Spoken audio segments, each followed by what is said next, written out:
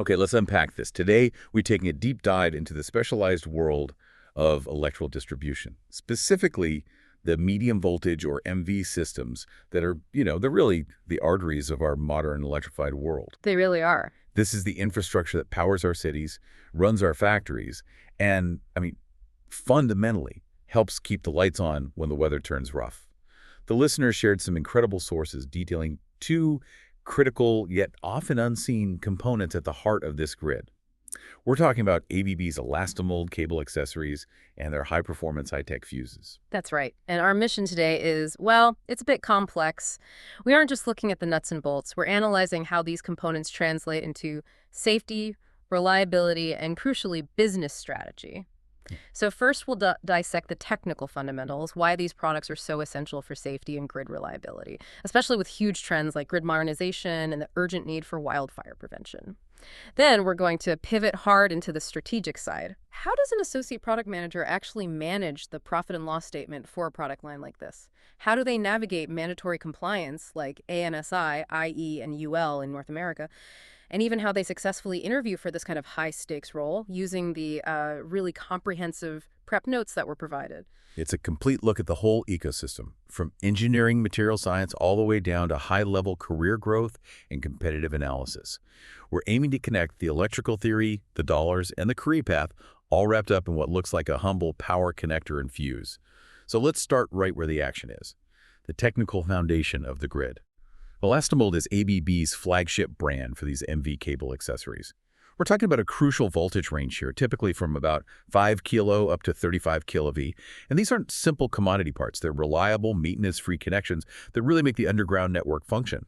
But for those who might not deal with distribution every day, why is this transition from overhead lines to underground power so important?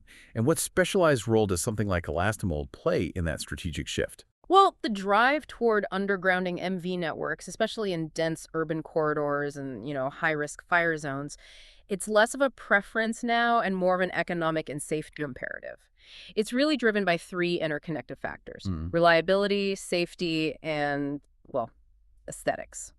Okay, so when utilities invest billions to put this infrastructure underground, they're mostly targeting reliability. What does that mean in their terms? It means they are targeting two key metrics. You've probably heard of them. Let's clarify those because they really are the language of utility performance. We're talking about SAIDI and SAIFI. Exactly. SAIE is the System Average Interruption Duration Index. So how long, on average, a customer is without power per year. Right, the duration. And SAIFI is the System Average Interruption Frequency Index. How many times, on average, a customer experiences an outage. Moving lines underground virtually eliminates weather-related outages. Ice storms, high winds, lightning plus vehicle accidents, and things like that. So it drastically improves both of those scores. And that improved reliability is a massive driver for their capital spending.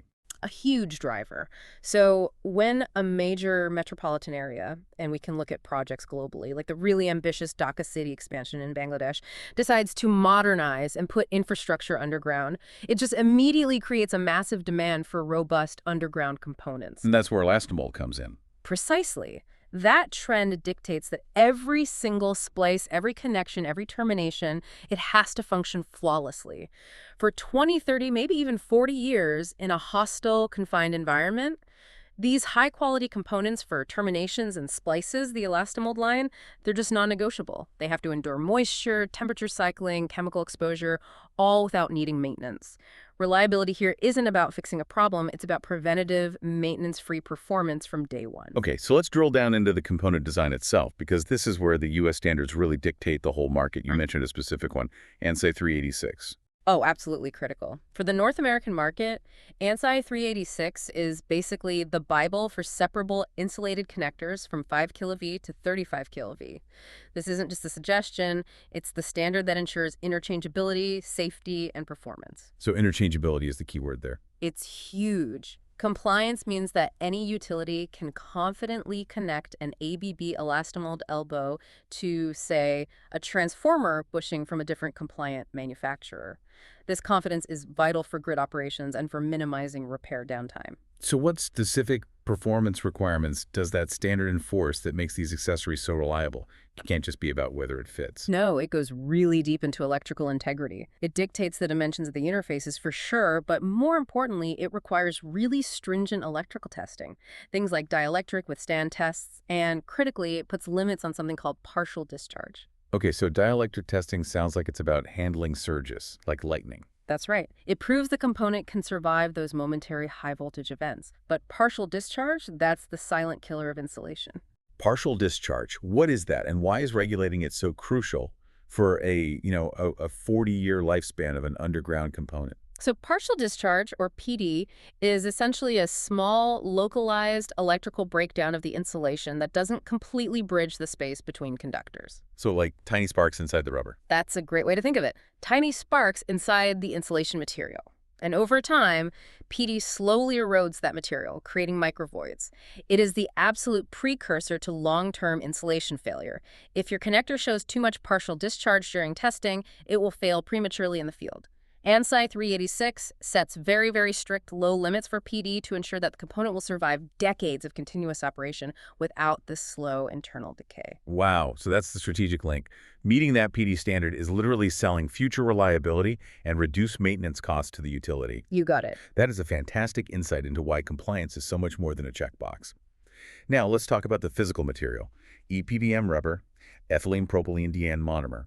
Why EPDM? Why not silicone or just a standard plastic? Well, EPDM is selected because it hits the sweet spot of mechanical resilience and superior electrical insulation properties, especially under stress. Silicones are also good, but EPDM offers excellent resistance to moisture ingress, to ozone exposure, which is naturally produced by electrical stress, and to UV degradation, even though it's underground. And it stays flexible. Critically, yes. Yeah. EPDM retains its elasticity and compression set characteristics, which means it maintains a tight, permanent seal over the cable jacket and conductor shield for decades. This durability is vital, especially when you look at harsh underground environments like humid, warm sites in the Chattagram port area that are subjected to water and sometimes contaminants. Okay, so this is where it gets really essential for the field engineers. The clear difference between load break and dead break connectors. This isn't just about capacity, it's about safety protocols and how you design the system. This is fundamental, yeah, absolutely. For anyone working in MV distribution, it dictates who can switch the circuit, under what conditions, and what that circuit is designed to handle. All right, start with the load break connectors. How do they function, and what's the trade-off for that flexibility? So load break connectors are all about operational flexibility. They're generally rated for 200 amps of continuous current.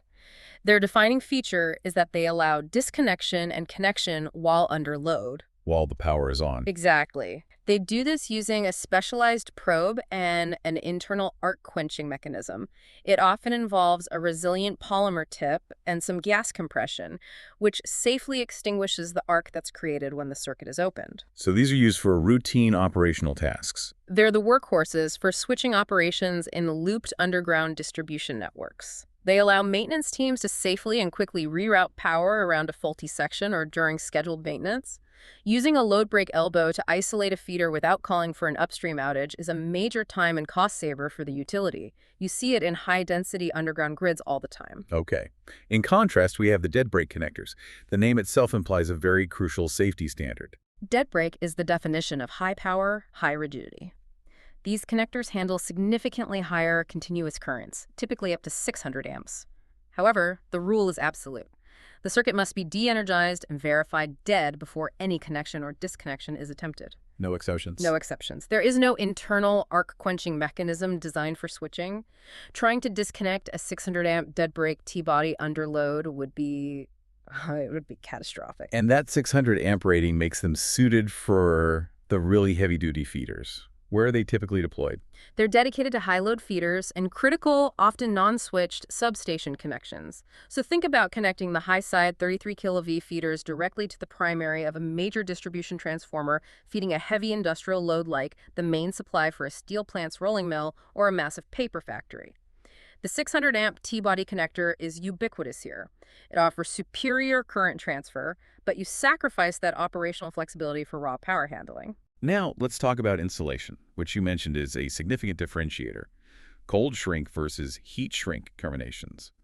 This seems like it directly impacts the risk for the installer, which has to be a major concern for a utility. Oh, this is a huge competitive advantage for modern accessories. The traditional way is heat shrink. Right, with a torch. Exactly. Yeah. Technicians have to apply a torch or a heat gun, which requires a lot of skill to ensure it shrinks uniformly. If you apply the heat unevenly, you can damage the underlying cable insulation, or worse, introduce a fire risk, especially in a confined or moist underground vault. So cold shrink eliminates that fire risk. How does it achieve a perfect seal without any heat? And what about the crucial concept of the stress cone? Cold shrink is just engineered precision. It uses pre-expanded, highly elastic silicone or EPDM sleeves. You can think of it like a really tight rubber spring that's held in place by a removable inner core. Once the technician positions the sleeve over the prepared cable, they just pull out the core and the sleeve shrinks down onto the cable jacket. This shrinking applies constant, uniform radial pressure. And that pressure is the key to managing the electrical stress field, right? Absolutely.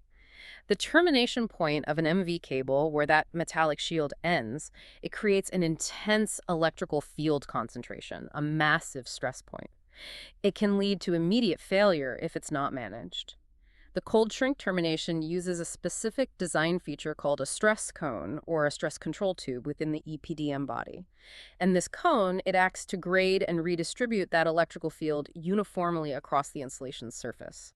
Preventing those partial discharge events we talked about. Exactly. It prevents those highly damaging PD events. The constant pressure from the cold shrink technology ensures the stress cone maintains perfect, void-free contact with the cable insulation, ensuring long-term reliability. No heat, just mechanical tension and superior material science. Okay, let's move to the second mission-critical product line. High-tech fuses. We've established these are not your household fuses. They are essential for NV system protection, and the source really stresses their role in fire mitigation. So let's clarify the mechanism. What exactly is a current limiting fuse, a CLF, and what is this destructive thing, the I2T energy, that it's designed to eliminate? Well, a current limiting fuse, like the Valiant series, is essentially an explosion prevention device. Its core mission is speed. It's designed to interrupt a massive fault current so quickly, we're talking microseconds, that the current is stopped before it can reach its theoretical maximum peak. So it's not waiting for the current to spike, it actually stops the rise. Precisely. That rapid intervention is the definition of current limitation. By rapidly vaporizing the internal silver or copper fuse element and forcing the fault current through a high-resistance arc within granular silica, the fuse creates this counteracting voltage that forces the current down to zero almost instantly. And this action minimizes something called I2T energy. Why should a listener care about reducing I2T? What does that number actually represent physically?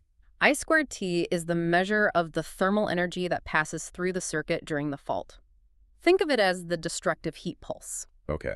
If a CLF reduces the fault current from, say, 40,000 amps down to 10,000 amps, the I2T energy released is drastically lower. And this matters because that energy is what causes downstream equipment like switchgear enclosures, transformer windings, bus bars to overheat catastrophically. Sometimes they literally melt or rupture mechanically. So by minimizing that energy, the CLF prevents collateral damage. And critically, it mitigates the risk of a high-energy arc flash that could ignite the surroundings. That focus on fire mitigation is clearly the major strategic driver in the U.S. market, especially with all the increasing regulatory scrutiny. Oh, absolutely. Wildfire prevention is now a core design requirement, not a feature. In areas susceptible to wildfires, utilities face immense liability and political pressure. MV faults can generate enormous energy, capable of igniting vegetation or causing an arc flash in a vault that can ignite combustible materials. CLFs are a primary engineering safeguard because they clear the fault so rapidly, minimizing that released energy far below what an older device would permit. They often exceed the requirements of the governing North American fuse standard, ANSI C37.42. So how does this compare to the more traditional expulsion fuse? Where's the speed difference most noticeable? The expulsion fuse is what you commonly see on overhead lines. It clears the fault by letting the arc burn inside a tube, which then expels ionized gases and hot materials to interrupt the circuit. It sounds messy. Yeah, it is. It's slower, and it involves much higher let-through energy. CLFs are contained, they're much faster, and they interrupt the fault based purely on limiting that current peak. This difference makes CLFs essential for sensitive equipment and urban underground systems where safety and minimizing blast energy are just paramount. You also hear the term full range protection. when discussing the high-tech line. Mm. Explain why full range simplifies a utility's whole protective scheme. This is a critical engineering selling point. Full range protection means the fuse can reliably clear the entire spectrum of possible fault currents. So, from the lowest overload currents, just above its continuous rating, maybe 300% of nominal current, all the way up to the highest short circuit currents, like a 50,000 amp fault. And a non-full range fuse can't do that. Typically, no. They only handle the high faults, which means you need a separate, slower device, like a breaker or a recloser, to handle the low-level overloads. The CLF's full-range capability eliminates the need for that separate backup protection, which simplifies the overall system design, reduces component count, and improves reliability by ensuring consistent protection no matter how big or small the fault is. So we have two devices working together, the high-tech fuse and an upstream device like a recloser. How do we ensure they cooperate using these time current curves, or PCCs, so the fuse doesn't blow every time there's just a temporary flicker of a fault? Ah, that is the art of protective coordination. And it's something the product manager needs to understand intimately. TCCs are basically graphs that plot the time it takes for a device to trip versus the magnitude of the fault current. And the recloser is set to go first. Right. It's set to act first.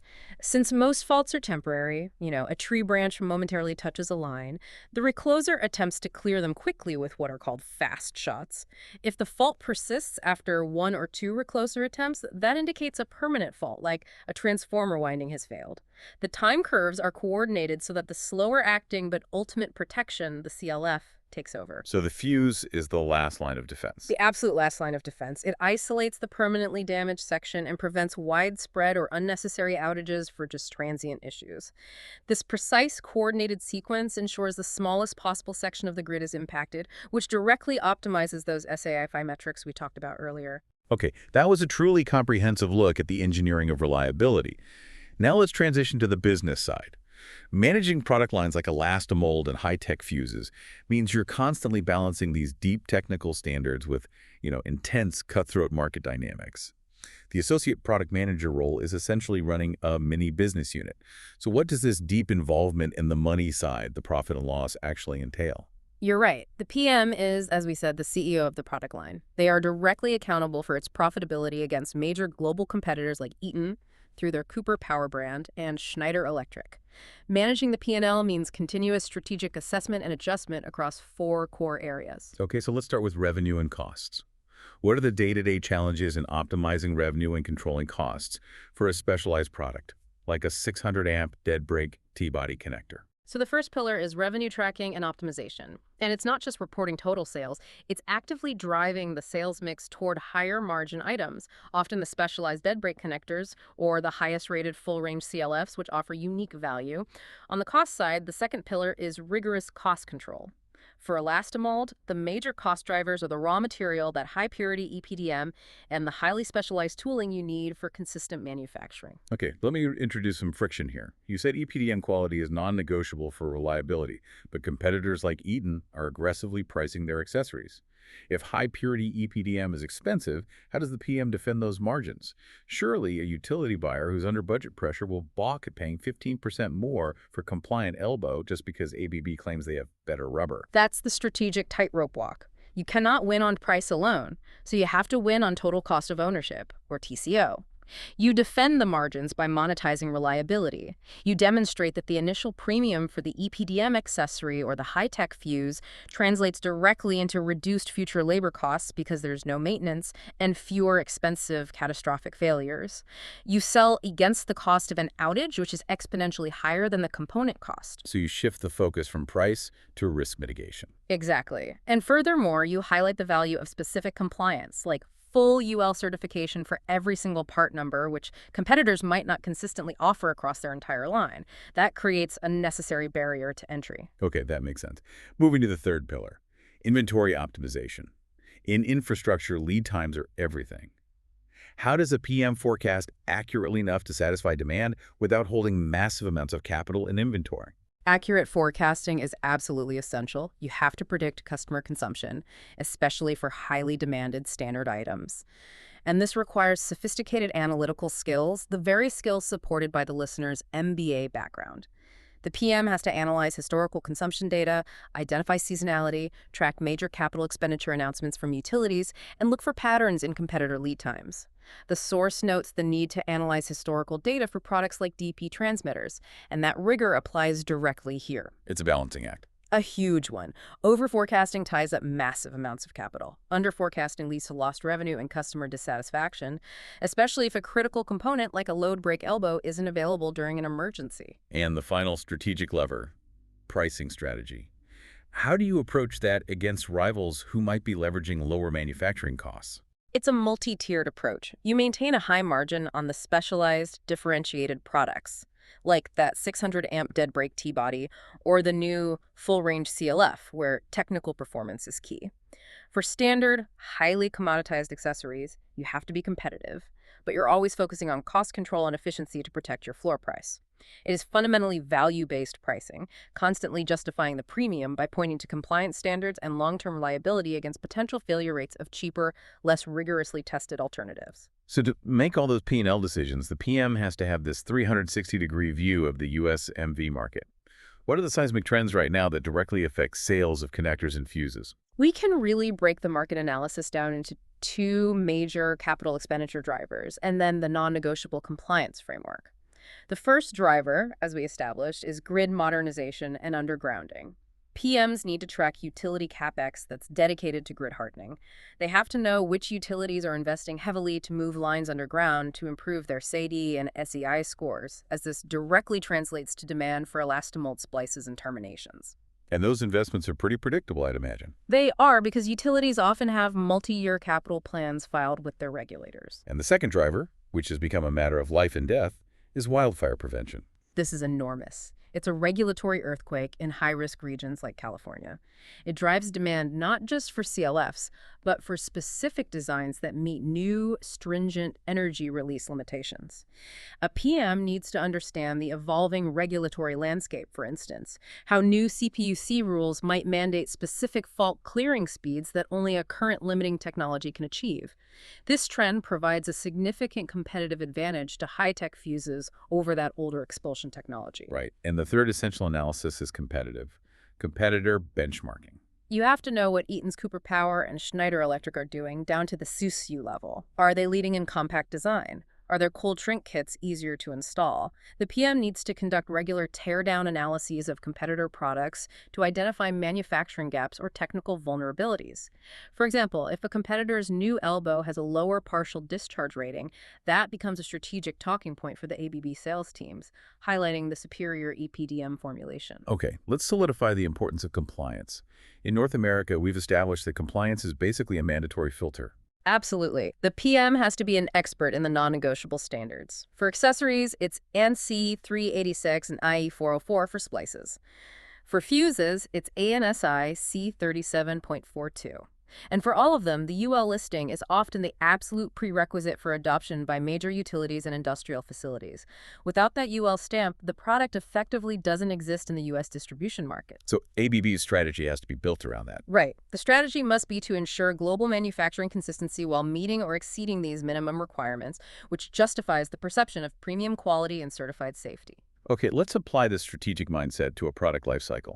Let's imagine the R&D team has delivered a genuinely innovative, high-interrupting rating, high-tech fuse, say, a 38 kV fuse rated up to 63 kVA. What's the rigorous step-by-step roadmap required to launch this product successfully into the technically conservative North American utility market? Launching a product into critical infrastructure it's complex and it's lengthy. It requires meticulous cross-functional alignment engineering, manufacturing, sales, legal. They all have to collaborate. You just cannot afford to rush compliance or field testing. Walk us through the essential steps, starting with understanding the target audience. Okay, step one is voice of customer VOC and market research. Before you even finalize the design, you have to interview key utility protection engineers. What are their biggest headaches? Are they struggling with fault location and underground networks? Maybe they need integrated fault indicators in the elbow to reduce fault restoration time. The VOC identifies the specific localized pain point that this 63 kA fuse solves. Maybe it's a specific area of the grid with unusually high potential fault duty. And once that need is validated, the PM has to secure the required seals of approval. Step two is the toughest hurdle. Compliance testing and certification. The PM drives the timeline to secure the ANSI C37.42 certification and the mandatory UL listing. This involves subjecting prototypes to rigorous testing, including maximum short-circuit interrupting tests and thermal cycling, often at external certified labs. This step can take months and consumes a huge part of the launch budget, but as we said, it is non-negotiable for selling to U.S. utilities. Right, but you can't just release it after the lab tests. Field validation must be crucial for utility acceptance. Exactly. Step 3 is pilot projects and field validation. You need anchor customers, major utilities, to install a limited number of the new fuses and monitor them under real operating conditions, typically for 6 to 12 months. This is similar to how demo installations were crucial in emerging markets to gain trust. The PM has to facilitate the installation, collect performance data, and gain critical feedback on everything from the installation manual's clarity to the TCC coordination tools. And after a successful validation, the focus shifts entirely to the sales channel. That's step 4, enablement and training. The PM has to create comprehensive technical training packages.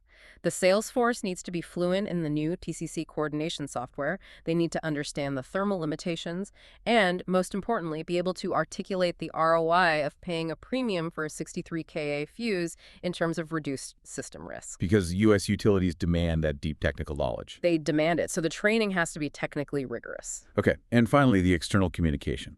How do you cut through the noise in a mature market? Step 5 is marketing and messaging.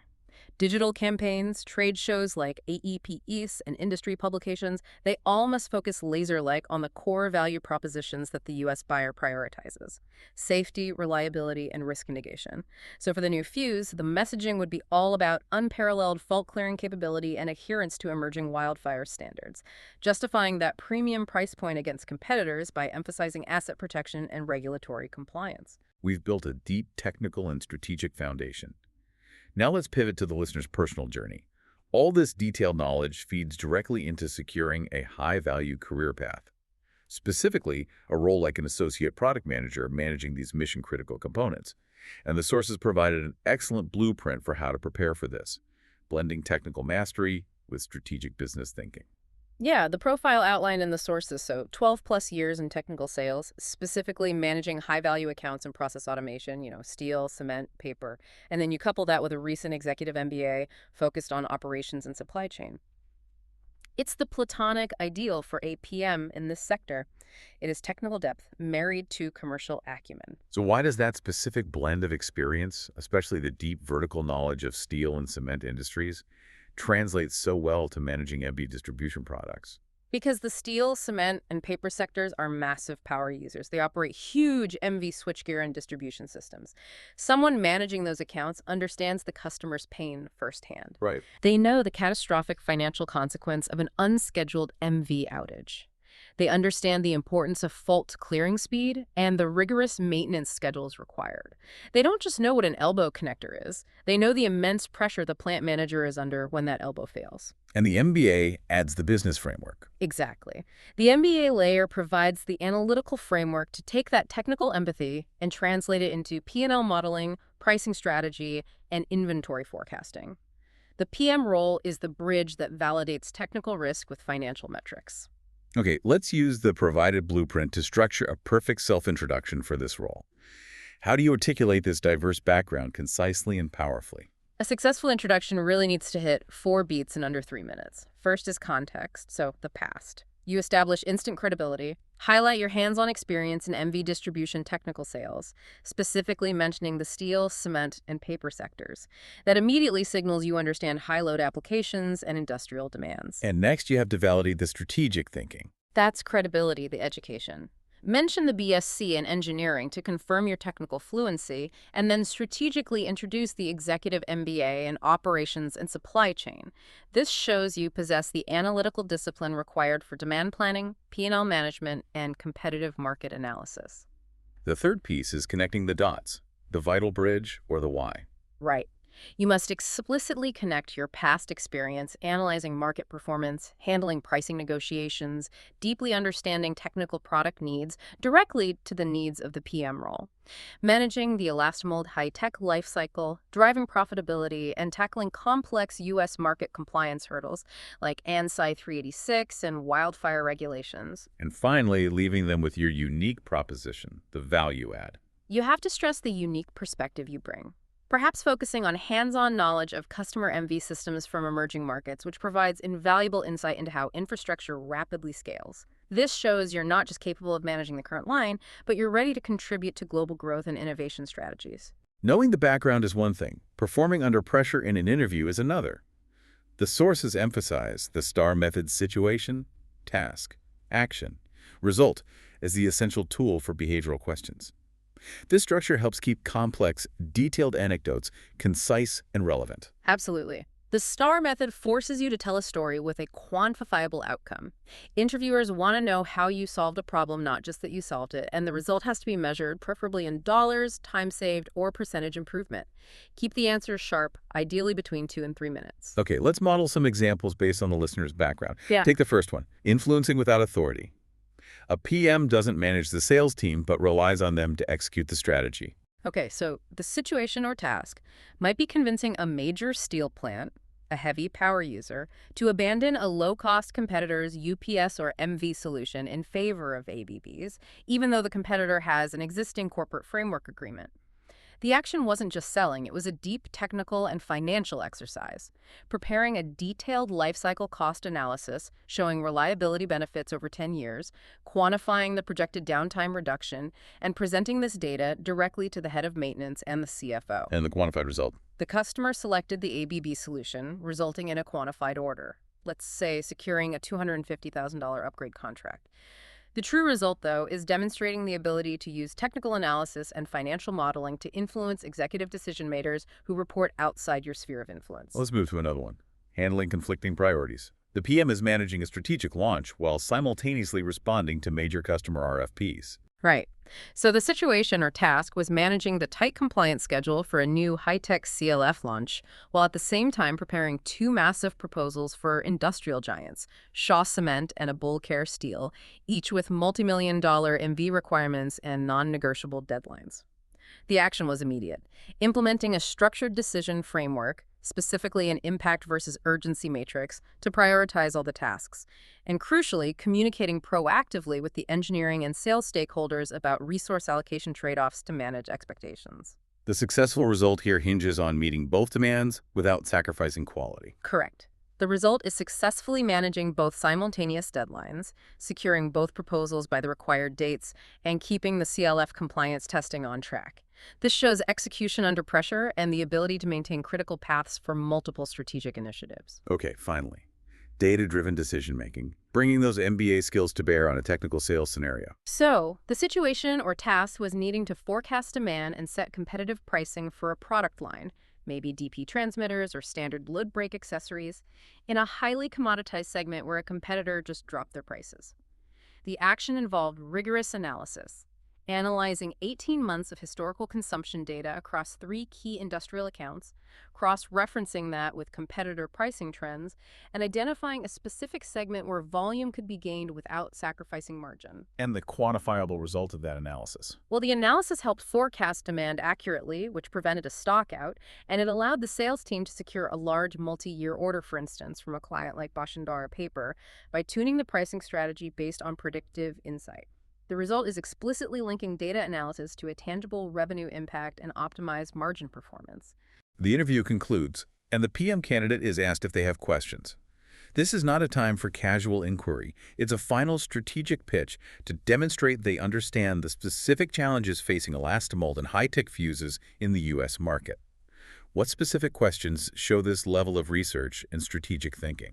Yeah, the questions have to be forward-looking and rooted in the technical and strategic challenges we've discussed.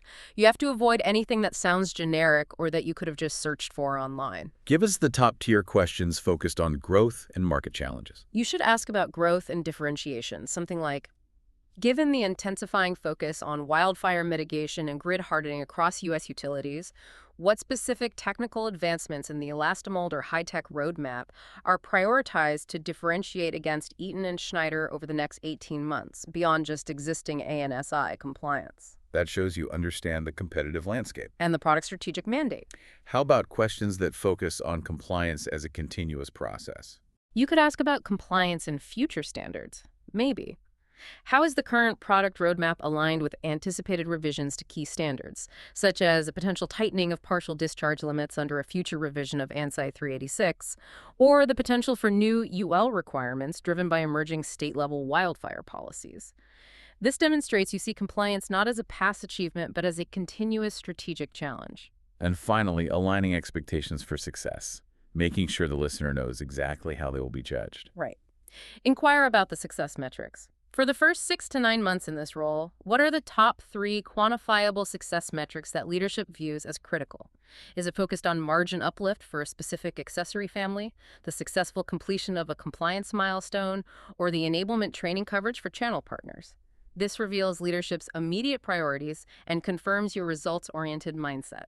What an incredible deep dive. We started with the specific material science of EPDM rubber and the physics of current limiting fuses, understanding how these hidden heroes enable massive utility projects and enhance safety.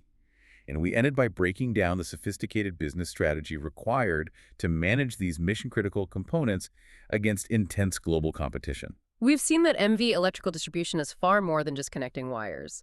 It's driven by rigorous adherence to ANSI and IE standards, the urgency of wildfire prevention, the necessity of managing complex P&L statements, and the need for commercial leaders who can calculate both the let-through current and the competitive pricing strategy. The associate product manager role here truly sits at that high-pressure intersection of engineering excellence and business acumen. So what does this all mean for you, the listener, as you evaluate the world around you? Well, if we connect this to the bigger picture, the reliability and safety of our modern electrified world, which is only going to grow as we shift toward renewable energy and EVs, it all rests entirely on the flawless, maintenance-free performance of these components. The shift to undergrounding and the demand for rapid fault clearing are really defining the future of grid resilience and public safety. That raises an important question for you to consider.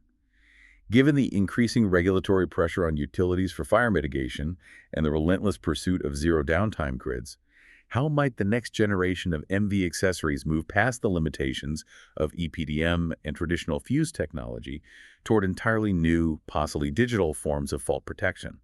Could smart sensors and solid-state power electronic devices eventually replace mechanical load-break switches and even traditional current-limiting fuses, offering fault protection and isolation at speeds we can only imagine today? Something to mull over as you see the importance of the hidden infrastructure all around us. Thank you for joining us for this deep dive.